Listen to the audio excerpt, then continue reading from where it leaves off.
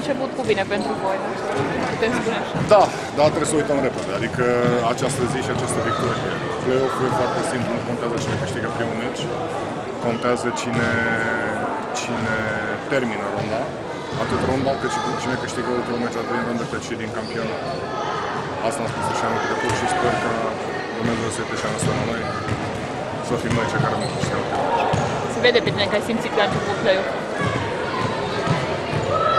M-au călit, pot să spun că m-au călit în sezonul ăsta foarte tare, dar n-are rost să discutăm de emoții, pentru că o sală întreagă astăzi, care s-au împlut mai mult după pauză, asta e, dacă jucăm asta, dar au trăit intens și ultimele, cred că 3 minute, au cântat non-stop. A fost o zi frumoasă pentru noi, dar trebuie să, precum am spus, trebuie să uităm, să ne concentrăm pe meciul de mâine, care va fi iarăși foarte greu. Sunt meciuri echilibrate, oricând pot fi câștigate de oricine și am și spus înainte, chiar dacă vom pierde un meci acasă, nu este nimic pierdut. Avem puterea să câștigăm asta.